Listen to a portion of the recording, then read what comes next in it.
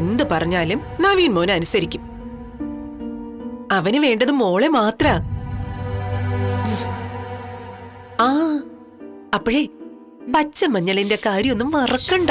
ഒന്ന് പോമ്മേ. പൊടി.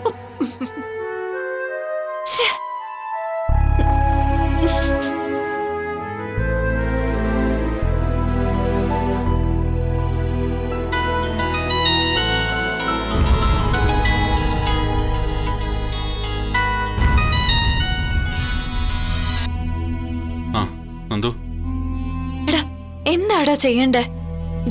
നവീനേട്ടന്റെ അമ്മ ഇങ്ങനെ ഒരു കൊലച്ചതി ചെയ്യുമെന്ന് കരുതിയില്ല.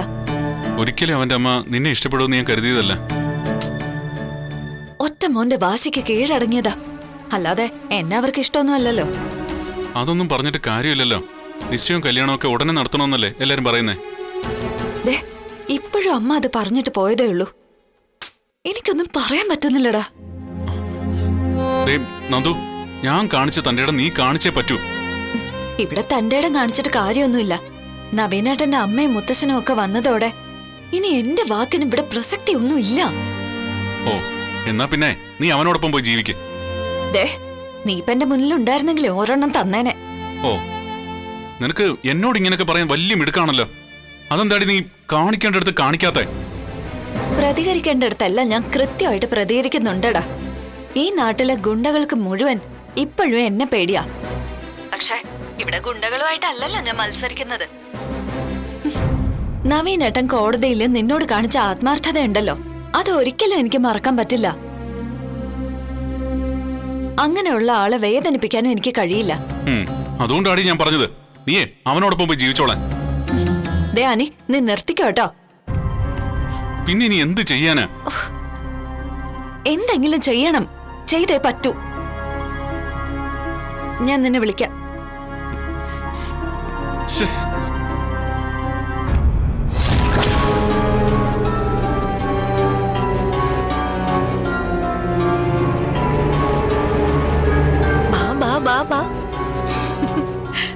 ടാറ്റ പോണ്ടേ?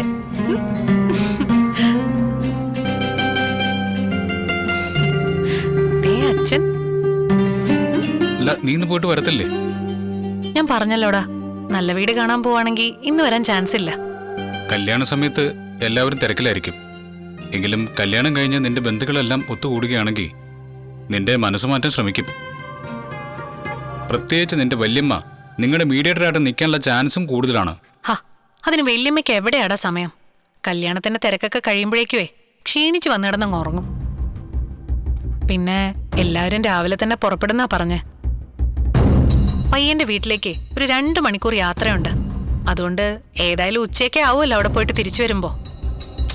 അവിടെ പോയിട്ട് വരുമ്പോഴും ആ തിരക്കിനിടയിലൊന്നും സംസാരിക്കാൻ സമയം കിട്ടില്ല. പിന്നെ ഞാൻ വല്യമ്മയോട് പ്രത്യേകം പറഞ്ഞിട്ടുണ്ട് അവിടെ വരുമ്പോ ഈ വിഷയമൊന്നും എടുത്തിടരുതെന്ന്. വല്യമ്മ ഇതേപ്പറ്റി ഒന്നും പറഞ്ഞില്ലെങ്കിലും നിന്റെ മറ്റ് ബന്ധുക്കൾ ചോദിക്കില്ലേ, എന്താ അനിയത്തിമാരോടും അച്ഛനോടും അമ്മയോടും ഒന്നും മിണ്ടാതെ മാറി നിൽക്കുന്നതെന്ന്?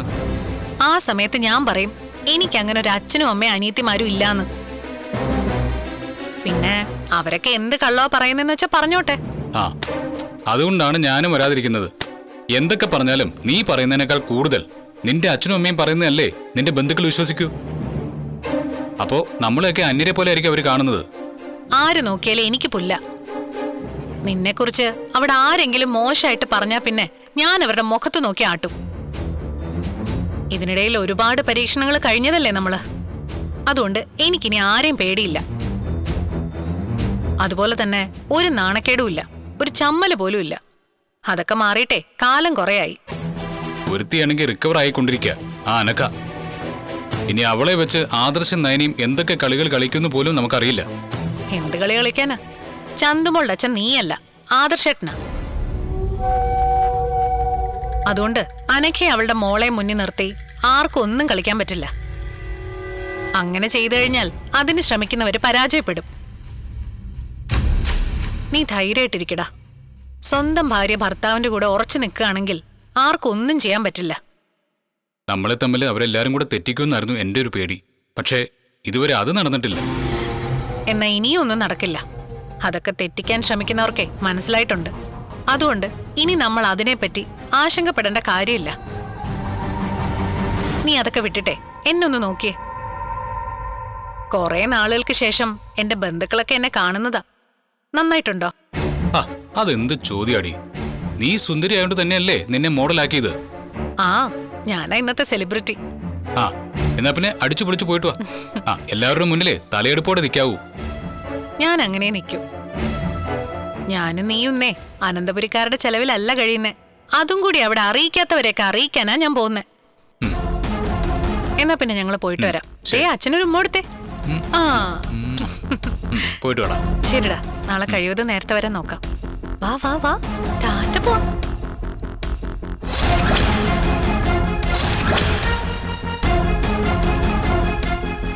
ഇവളെപ്പോലൊരു ഭാര്യ കിട്ടിയതാണ് എന്റെ ഭാഗ്യം.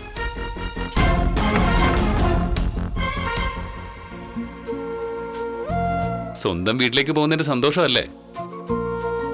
അങ്ങനെ സന്തോഷം ഉണ്ടായിരുന്നെങ്കിലേ ഞാൻ എപ്പോഴും അങ്ങോട്ട് പോകത്തില്ലായിരുന്നോ? ഇവിടുന്ന് മാറി നിൽക്കുന്നതാ എനിക്കിപ്പോ പ്രയാസം. പിന്നെ ഇന്നെന്റെ മുഖത്ത് സന്തോഷം ഉണ്ടെങ്കിലേ അതിന് കാരണം എന്റെ നവ്യേച്ച. നവ്യേച്ച ഇതുവരെ കാണിച്ചതൊക്കെ അഭിനയാണെന്ന് അറിയുമ്പോ സന്തോഷിക്കുന്ന കുറച്ച് പേരുണ്ട് എന്റെ വീട്ടില്. എന്റെ അച്ഛനും അമ്മയും നന്ദും ഒക്കെ നവ്യേച്ചയുടെ പോക്കിൽ വല്ലാതെ വേദനിച്ചോരാ. അവരുടെയൊക്കെ സന്തോഷം, ഞങ്ങളുടെ കൂടിച്ചേരൽ, അതിനെയൊക്കെ പറ്റി ഓർക്കുമ്പോ എന്തായാലും എനിക്ക് സന്തോഷിക്കാതിരിക്കാൻ പറ്റില്ല. അല്ല, നവ്യേച്ചി ഇപ്പൊ പുറപ്പെട്ട് കാണും. നമുക്ക് ഉടനെ പോണം. ആർക്കും സംശയമൊന്നും തോന്നിയില്ലല്ലോ അല്ലേ? ഏയ്, വല്യമ്മയുടെ മോളുടെ കല്യാണമാണെന്നല്ലേ പറഞ്ഞിരിക്കുന്നേ? അല്ല, പെട്ടെന്നാണല്ലോ അത് പറഞ്ഞത്, അതുകൊണ്ട് സംശയിക്കുമെന്നാ ഞാൻ ചോദിച്ചത്. അതിനുള്ള സാധ്യതയൊന്നുമില്ല. പിന്നെ എന്റെ വല്യമ്മയുടെ വിവരം തിരക്കാൻ വല്യമ്മയുടെ ഫോൺ നമ്പർ ഒന്നും ഇവിടെ ആരുടെയും കയ്യിലില്ല. അല്ലെങ്കിൽ തന്നെ ആരെ വിളിച്ച് തിരക്കാൻ പോകുന്നത്? അഭിക്കും അവന്റെ അമ്മയ്ക്കും നവ്യ 2 ദിവസം ഇവിടെ ഇല്ലെങ്കിൽ അത്രയും സന്തോഷം. അവൻ കാരണം നവ്യേച്ചിക്കുണ്ടായ നഷ്ടം വളരെ വലുതാ. അത് പരിഹരിക്കാനേ എന്തായാലും ആരെ കൊണ്ടും കഴിയില്ല. എങ്കിലും അതിന് കാരണക്കാരനായവനെ അതുപോലെ കരയിച്ചെങ്കിൽ മാത്രമേ ചേച്ചിക്കൊരു സമാധാനം കിട്ടൂ. അവൾ എന്ത് പറഞ്ഞാലും അതിനൊപ്പം തന്നെ നമ്മളുണ്ട് നയനെ. എന്തായാലും ഇനി അവളുടെ കണ്ണ് നിറയാൻ നമ്മൾ സമ്മതിക്കില്ല. നീ വാ.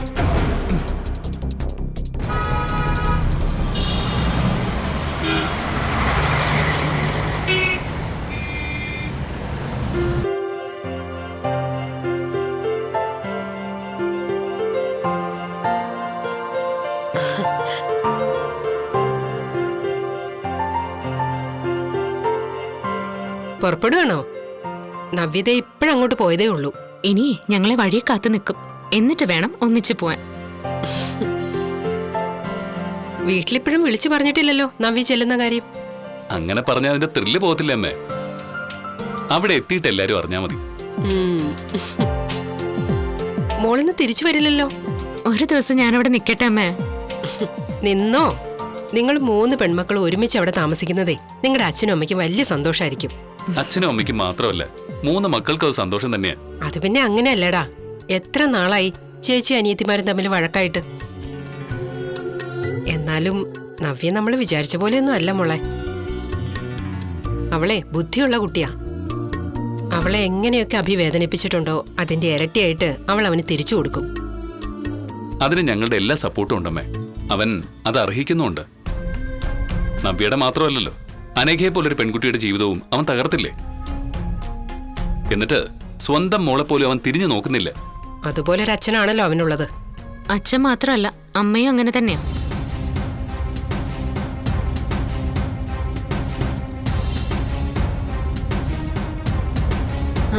രണ്ടും വരുന്നുണ്ട്.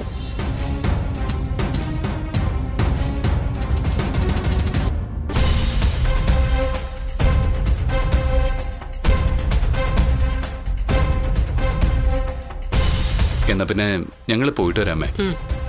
വല്യമ്മയുടെ മോളുടെ കല്യാണത്തിന് പോവുമായിരിക്കും അല്ലേ? ആ അതെ. ഇന്നിനി വരത്തില്ലേ? വരാൻ ശ്രമിച്ചാലും വല്യമ്മ വിടത്തില്ല. ഇവിടുന്ന് ഒരാൾ പോയിട്ടുണ്ട്. കണ്ടു. അത് തന്നെ എന്റെ പേടി. ഇനി മോളും മോളുടെ വീട്ടിലുള്ളവരും കല്യാണ സ്ഥലത്തോട്ട് ചെല്ലുമ്പോ അവൾ എന്തൊക്കെ പറയുന്ന ആർക്കറിയാം? അങ്ങനെയാണെങ്കിൽ ഒരു വഴക്ക് ഉറപ്പാ. എന്റെ മോള് വഴക്കിനൊന്നും നിൽക്കരുത് കേട്ടോ. ഞാൻ വഴക്കിനൊന്നും പോകത്തില്ല. പിന്നെ അമ്മയ്ക്ക് ചേച്ചിയോട് നല്ല ദേഷ്യമുണ്ട്. അതുകൊണ്ട് ചേച്ചി എന്തെങ്കിലും പറഞ്ഞാൽ അമ്മ ഉറപ്പായിട്ടും കരണത്തടിക്കും. അല്ല, ആദർശേട്ടൻ പോകുന്നുണ്ടോ? ഇല്ല, ഇവിടെ ഒന്ന് കൊണ്ടാക്കാൻ പോവാ. നീ വാ.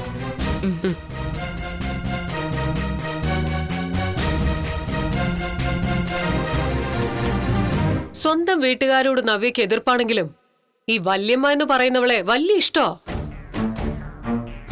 അതുകൊണ്ടാ അവള് കുഞ്ഞുമായിട്ട് പോയത്. അല്ല, ഇവിടുത്തെ മരുമകളാണെന്ന് കരുതി ഇടയ്ക്കെങ്കിലും സ്വന്തം വീട്ടിലേക്ക് പോണ്ടേ? അവൾക്കറിയില്ല അവള് വെറുക്കേണ്ടത് ആരെയാണെന്ന്. നീ എന്തായാലും രക്ഷപ്പെട്ട് നടക്കോടാ. നിന്റെ വിഴുപ്പാ ഇപ്പൊ ബാക്കിയുള്ളവരൊക്കെ ചുമക്കുന്നത്. കഴിഞ്ഞ കുറെ നാൾ വരെ ഞാൻ ഇവന്റെ സൈഡായിരുന്നു ഏട്ടത്തെ. പക്ഷെ ഇപ്പൊ അങ്ങനെയല്ല. ഇവൻ വീണ്ടും തെറ്റിലേക്ക് പോയിക്കൊണ്ടിരിക്കുക. അതിന് പറ്റിയൊരാളെ അടുത്ത് കിട്ടുകയും ചെയ്തു. ഞാൻ ഇനി അച്ഛനെ കാണാനൊന്നും ശ്രമിക്കില്ല. ഇവൻ കാണില്ല എന്ന് പറഞ്ഞ് ഉറപ്പായിട്ടും കണ്ടിരിക്കും. അതാ ഇവന്റെ സ്വഭാവം. അതിനെന്താ, അതിനാ അജയേട്ടൻ ഇവന്റെ കരണക്കുറ്റിക്ക് കൊടുത്തത്.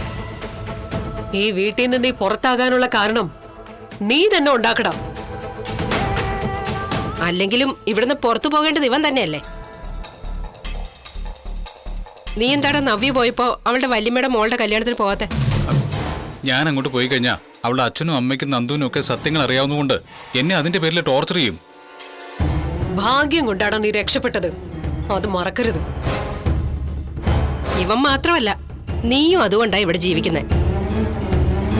ഇത് നിന്റെ സമയദോഷാടാ അഭി. അങ്ങനെ എനിക്ക് തോന്നുന്നേ. സത്യം പറഞ്ഞാ എന്റെ ആദർശമായിരുന്നില്ല, നീയായിരുന്നു ഇവിടുന്ന് പുറത്തു പോകേണ്ടിയിരുന്നത്.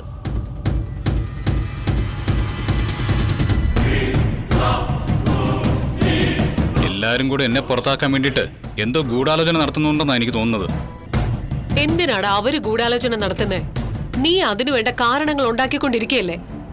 ഇനി നീ കാണാൻ പാടില്ലാത്ത ഒരുത്തനെ കണ്ട നിന്നെ തല്ലാൻ പോകുന്നതും ഈ വീട്ടിൽ നിന്ന് പുറത്താക്കാൻ പോകുന്നതും നിന്റെ മുത്തശ്ശനായിരിക്കും. അതൊക്കെ മനസ്സിൽ വെച്ചിട്ട് വേണം നീ ഓരോന്ന് ചെയ്യാൻ. അങ്ങനെ ഭീഷണിയൊന്നും വേണ്ട. ഈ വീട്ടിൽ നിന്നെ പുറത്താക്കിയാലേ എന്നെ 2 കൈ നീട്ടി സ്വീകരിക്കാൻ പുറത്ത് ആൾക്കാരുണ്ട്. ആരാടാ അത്? നീ അവർക്കൊപ്പം പോകുന്നതിന് മുമ്പ് എന്നെ കൊന്നിട്ട് വേണം പോവാൻ.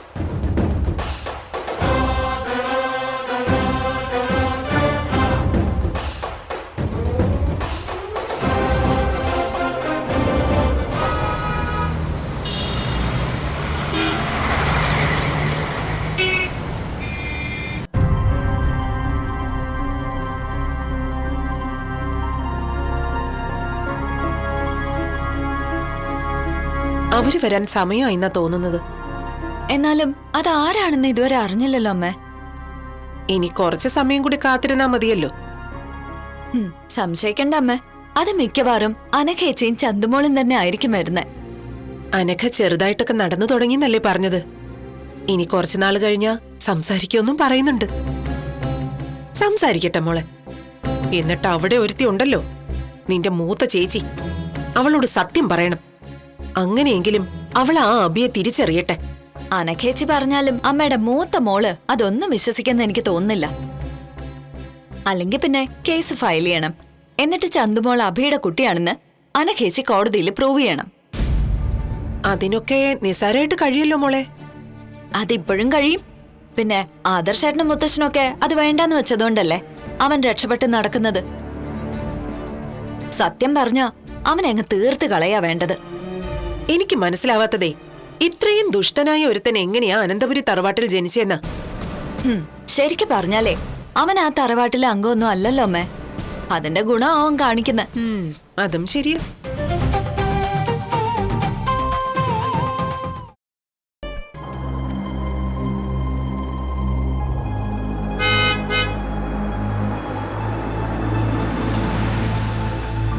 ഇനി ചേട്ടൻ പൊക്കോ, ഞാൻ ആ കാറിൽ പൊക്കോളാം. ശരി മാഡം.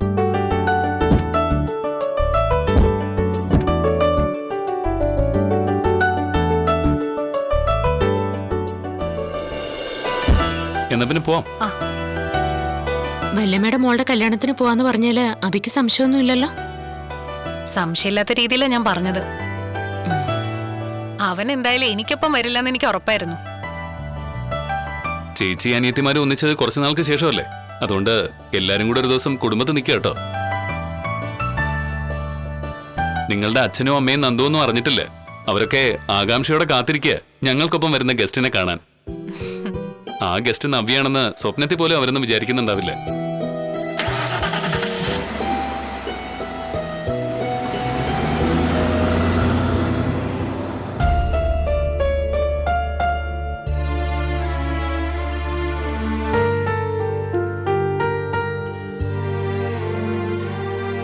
അവര് പുറപ്പെട്ടിട്ടുണ്ടെന്നാ പറഞ്ഞത്. എത്തേണ്ട സമയം ആയല്ലോ. എങ്കിലും ആരെയും കൊണ്ടാ വരുന്നതെന്ന് അറിയില്ലല്ലോ. അവരങ്ങനെ പറഞ്ഞ സ്ഥിതിക്ക് നമുക്ക് വേണ്ടപ്പെട്ട ആരാണ് വരുന്നത്? അന്ന് ആദർശും നയനയും കൂടി മൂർത്തി സാറിനും വസുന്ധരാമയ്ക്കും ഒപ്പം വന്നില്ലേ? അതുപോലെ എന്തോ ഒന്ന് ആദർശും നയനയും കരുതി വെച്ചിട്ടുണ്ട്.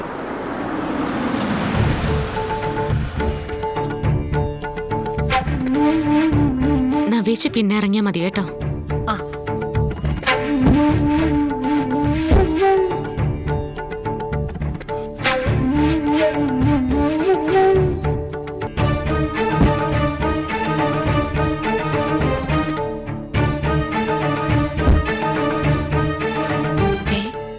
അവര് രണ്ടാളും മാത്രമാണല്ലോ ഉള്ളത്.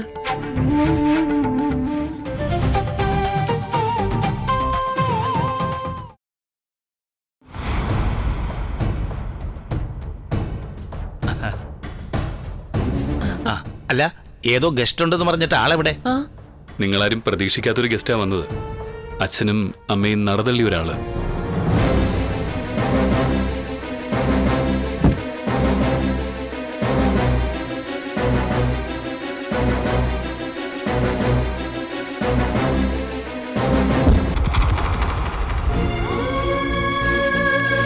ഇവളെയാണോ ഇപ്പൊ കൂട്ടിക്കൊണ്ടുവന്നത്? ഇവള് ഞങ്ങളുടെ മകളാണെന്ന് പറയാൻ പോലും ഇപ്പൊ ഞങ്ങൾക്ക് നാണക്കേടാ. എന്നാ ഇനി നിങ്ങളൊക്കെ നവ്യ ഈ വീട്ടിലൊരു അംഗമായിട്ട് കണ്ടേ പറ്റൂ.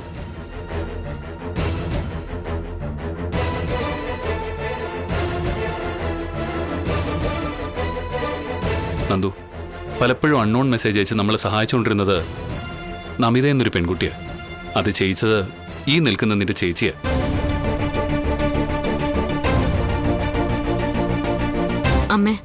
അമ്മ പോയി ചന്തുമോൾ അഭിയുടെ കുഞ്ഞാണെന്ന് ചേച്ചിയോട് പറഞ്ഞപ്പോ ചേച്ചി അത് വിശ്വസിക്കാതെ പോയെങ്കിലും 4-5 ദിവസത്തിനുള്ളിൽ തന്നെ ചേച്ചിക്ക് കാര്യങ്ങളൊക്കെ പിടികിട്ടി. സത്യവും മനസ്സിലായി.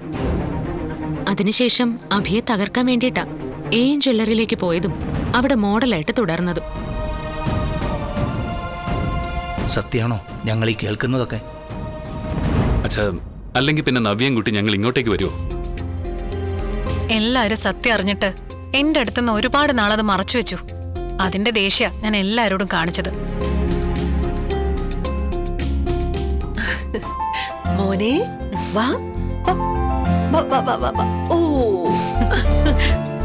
ദാര് നോക്ക്. വാവേ. ചേച്ചി, ദേ മുത്തശ്ശൻ. ഞാനന്ന് അഭിയെ ചേച്ചിയുടെ മുന്നിൽ വെച്ച് അറസ്റ്റ് ചെയ്തോണ്ട് പോയതിന്റെ ദേഷ്യമൊക്കെ തീർന്നോ? ആ ദേഷ്യം തീർന്നിട്ടില്ല.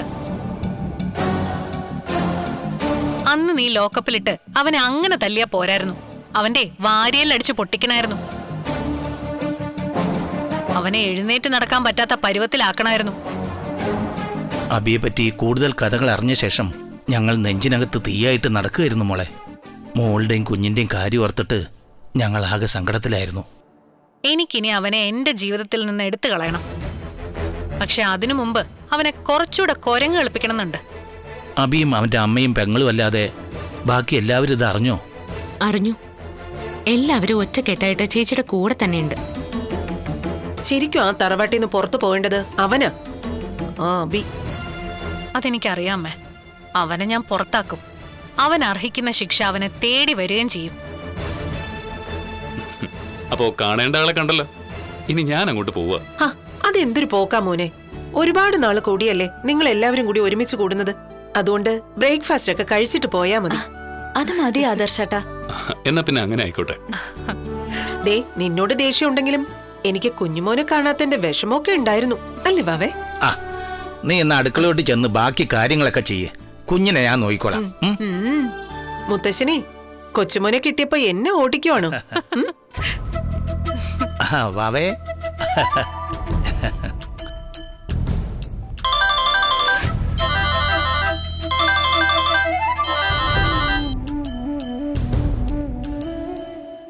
അനി.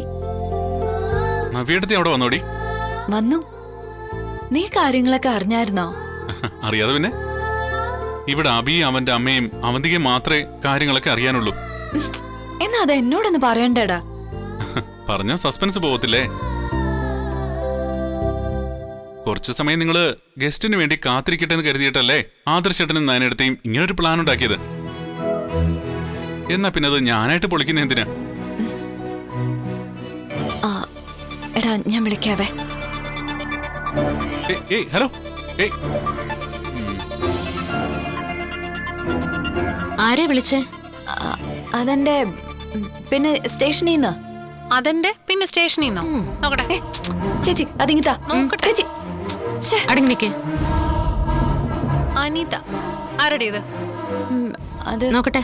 വേണ്ട ചേച്ചി, വേണ്ട ചേച്ചി. അടങ്ങി നിൽക്കാനല്ലേ പറഞ്ഞേ? ഇത് അനിയുടെ നമ്പറാണല്ലോ.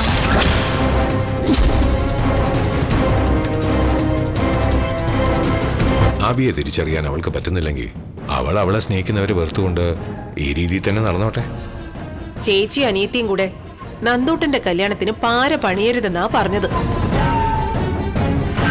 2 ദിവസം കൂടെ കഴിഞ്ഞ നയനയുടെ അച്ഛന്റെ പിറന്നാള്. ഓ, അത് നേരത്തെ അവർ ആഘോഷിച്ചതാ. ആ വീട്ടിലെ റിബൽ നവ്യയായിരുന്നു. ഇപ്പൊ അവളും കൂടി കൂടിയപ്പോ എല്ലാവർക്കും സന്തോഷമായി കാണും.